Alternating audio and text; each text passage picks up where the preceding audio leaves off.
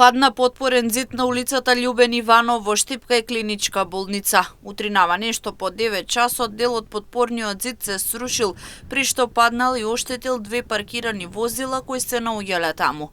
Луѓето од Велес дошле на преглед во Штипската клиничка болница.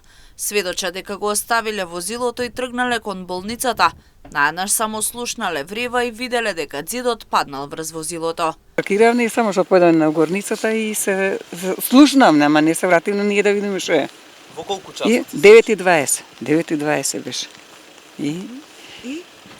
И кога дојдовме тука, страшно, стварно.